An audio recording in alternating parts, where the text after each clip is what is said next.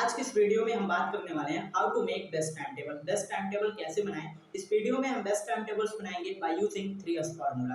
3S formula का use करेंगे और बेस्ट टाइम टेबल्स बनाएंगे। 3S फार्मूला क्या होता है, किस तरीके से हम 3S फार्मूले का यूज करके बेस्ट टाइम टेबल्स बना सकते हैं, इसके बारे में जानने से पहले हम जानते हैं आखिर हम किस तरीके से टाइम टेबल्स बनाते हैं। जिस टाइम टेबल्स को नॉर्मली हम 2 से 3 दिन तक फॉलो करते हैं, उसके बाद उस टाइम टेबल्स को फॉलो कर पाना हमारे लिए बहुत ही मुश्किल काम होता है और अगेन हम न्यू टाइम टेबल्स बनाते हैं। तो अगर मैं बात करूँ, मेरा टारगेट है कि मुझे डेली 6 आवर की स्टडी करनी है। तो जो हमारा टाइम टेबल होगा कुछ इस तरीके का होगा कि हमें सुबह उठना है, फ्रेश होना है, उसके बाद हम 6 से 6:45 तक पढ़ेंगे एक पर्टिकुलर सब्जेक्ट, 15 मिनट का हमारा ब्रेक रहेगा। 7 से 7:45 पढ़ना है, 8 से 8:45 पढ़ना है, 15 मिनट का ब्रेक रहेगा। सेम इसी चीज़ को हम शाम को अप्लाई करते हैं कि हमें शाम को भी ऐसे ही पढ़ना है, 6 से 6:45, 7 से 7:45, 8 से 8:45, ठीक है, और वहाँ पर 15 मिनट का हमारा ब्रेक रहेगा। तो इस तरीके से कुछ हम टाइम टेबल्स बनाते हैं। अगर मैं मोस्ट ऑफ द स्टूडेंट की बात करें तो उनका जो टाइम टेबल्स होगा पैटर्न सिमिलर होगा, टाइम आपका डिफरेंट हो सकता है बट जो पैटर्न होता है सिमिलर होता है। हम इसी तरीके से टाइम टेबल्स बनाते हैं। अब इस तरीके के टाइम टेबल्स की अगर जो मैं बात करूँ तो सबसे बड़ा जो डिसएडवांटेज क्या होता है, क्यों हम इस तरीके के टाइम टेबल्स को सिर्फ 2 से 3 दिन तक फॉलो कर सकते हैं। अगर मैं इस तरीके के टाइम टेबल को ना फॉलो करने के कारण के बारे में बात करूँ तो जो फर्स्ट रीजन होता है,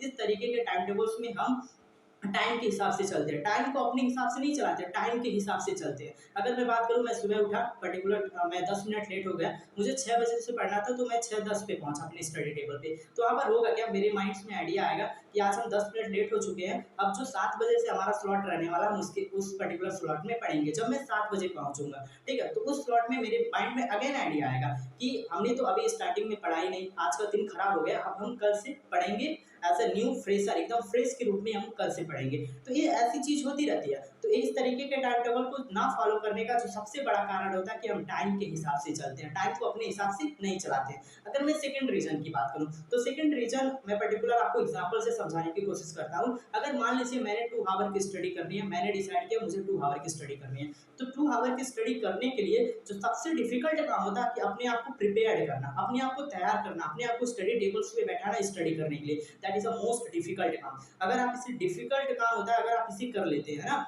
कि अपने आप को प्रिपेयर कर लेते हैं, स्टडी टेबल्स पे बैठा लेते हैं, तो आप 80% स्टडी आपका डन हो चुका होता है। आपकी जो 80% स्टडी होती है वो डन हो चुकी होती है। जो रिमेनिंग 20% स्टडी होता है आपके स्टेबिलिटी पे डिपेंड करता है, आपकी फोकस पे डिपेंड करता है। अगर आप स्टेबिलिटी की मैं बात करूं कि आपने 2 आवर की स्टडी डिसाइड की, अपने आप को प्रिपेयर कर चुके हैं, स्टडी टेबल्स पे बैठा चुके हैं, और अगर आप स्टेबल है कि आप 2 घंटे तक हिलेंगे नहीं, ठीक है, आपको सिर्फ पढ़ना है 2 घंटे तक, तो स्टेबल है।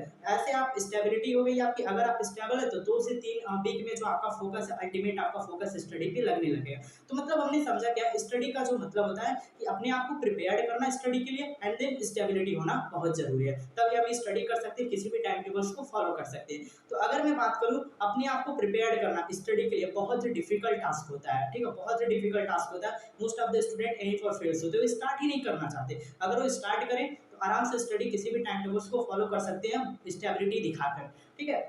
तो यहाँ से अगर मैं बात करूँ तो स्टार्ट नहीं करना चाहते, तो अपने आप को प्रिपेयर करना स्टडी के लिए, अपने आप को तैयार करना, स्टडी टेबल्स पे अपने आप को बिठाना बहुत ही डिफिकल्ट काम होता है। और एक दिन में अपने आप को अगर बहुत ही अधिक टाइम तक प्रिपेयर करना, मान लीजिए मुझे 6 बार 7 बार प्रिपेयर करना है, तो मैं बहुत जल्दी बोर हो जाऊंगा, 3 से 4 दिन में बोर हो जाऊंगा, मैं टाइम टेबल को फॉलो नहीं कर सकूंगा। बट अगर नंबर ऑफ टाइम अपने आप को प्रिपेयर करना स्टडी के लिए कम रहे, तो वहां से जो चांस है बोर होने का वो कम होगा और हम आराम से टाइम टेबल को फॉलो करेंगे। अगर मैं इस टाइम टेबल्स की बात करूँ जहाँ पर मुझे 6 आवर पढ़ने हैं और वहाँ पर 45 मिनट के मुझे 6 स्लॉट लगाने थे, यहाँ पर अपने आप को 6 बार पर्टिकुलर स्टडी के लिए प्रिपेयर करना पड़ेगा, जिसकी वजह से हम जल्दी बोर हो जाएंगे और 2 से 3 दिन तक इस टाइम टेबल को फॉलो करेंगे।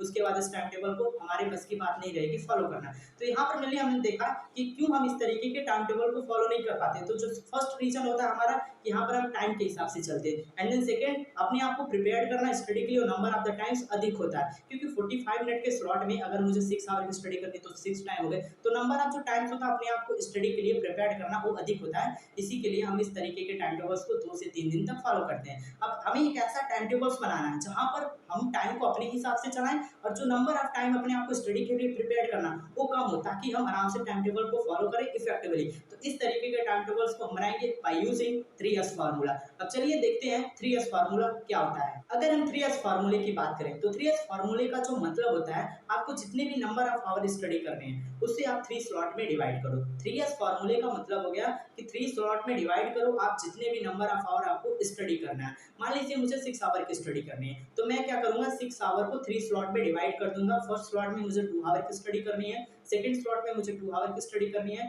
थर्ड स्लॉट में मुझे 2 आवर की स्टडी करनी है। इस तरीके से जितने भी नंबर ऑफ आवर आपको टाइम स्टडी करने हैं उसे आप 3 स्लॉट में डिवाइड कर दो। और यहाँ पर आपको एक पॉइंट आपको नोट करना है कि इस पर्टिकुलर स्लॉट में आपको टाइम इंक्लूड नहीं करना है। टाइम इंक्लूड करने का क्या मतलब हो गया कि आप यहाँ से टाइम नहीं डिटरमाइन करो कि मुझे फर्स्ट स्लॉट 6 से 8 बजे तक पढ़ना है, सेकंड 8 से 10 और दिन थर्ड 12 से 1, 12 से 2। तो इस तरीके से आपको टाइम यहाँ पर डिटरमाइन नहीं करना है। अगर इस तरीके के टाइम टेबल के मैं एडवांटेज की बात करूँ तो जो सबसे बड़ा एडवांटेज होता है कि यहाँ पर हम टाइम को अपने हिसाब से चला रहे हैं। टाइम को अपने हिसाब से चलाने का क्या मतलब हो गया, अगर मैं सुबह उठूँ, लेट उठूँ या फिर पर्टिकुलर जल्दी उठूँ, इसका कोई भी इफेक्ट नहीं पड़ेगा हमारे टाइम टेबल्स पे। ठीक है, हमारा टास्क क्या रहेगा, जब हम सो के उठें और सोने के पहले सिर्फ हमें 3 इयर्स को कंप्लीट करना है, 3 स्लॉट को कंप्लीट करना है जो 2 आवर के। तो हमारा जो पर्टिकुलर फोकस रहेगा टास्क पे रहेगा, टाइम पे नहीं रहेगा। तो टाइम को हम अपने हिसाब से चलाएंगे।